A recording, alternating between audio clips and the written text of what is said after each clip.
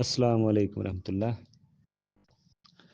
دیکھیں، وراثت کی تقسیم میں جو ہم لوگ غلطیاں کر رہے ہیں اس کے بارے ہم میں دیکھ رہے تھے کہ اکثر اہل علم کی یہ رائے ہے کہ اگر دادا کی زندگی میں اس کا بیٹا فوت ہو جاتا ہے شادی شدہ، تو دادا کو چاہیے کہ بیٹوں کو کچھ دے دے یا پھر وصیت کر دے 1/3 جی میرے بعد ان کو 1/3 1/4 1/5 ملنی چاہیے، بلکہ بعض اہل علم کا اس پہ واجب ہو جاتا ہے دادے پہ۔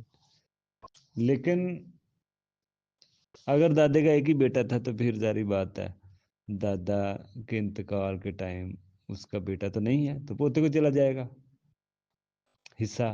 تو پوتا یہ نہیں کہنا چاہیے کہ پوتا ہمیشہ ہی محروم ہے، کبھی ملتا ہے کبھی نہیں ملتا۔ جب نہیں ملتا تو وصیت کا دروازہ کھلا ہوا ہے، اگر وراثت کا بند ہے تو شریعت نے اس طرح کہا کہ اس کو دے دیا جائے۔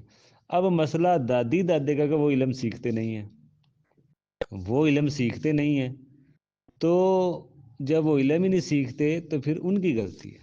شریعت نے تو سارے راستے رکھے ہوئے ہیں، غلطی ہوتی ہے علم نہ سیکھنے والے کے، دادی دادے کی۔ یہ بعد میں پھر وہ اعتراض کرتے ہیں جی ہمیں کیوں نہیں مل رہا اگر اور بھی بیٹے موجود ہیں۔ اس لیے وراثت کے معاملے میں ہمیں مسائل پہلے ہی سمجھنے چاہیے۔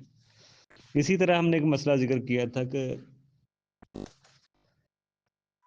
کوئی شخص اپنے بچوں میں زندگی میں مال بانٹنے کے کوئی نقصانات بھی ہو سکتے ہیں۔ شاید آپ اپنے بچوں کو زندگی میں اگر مال بانٹ کے دے دیتے ہیں،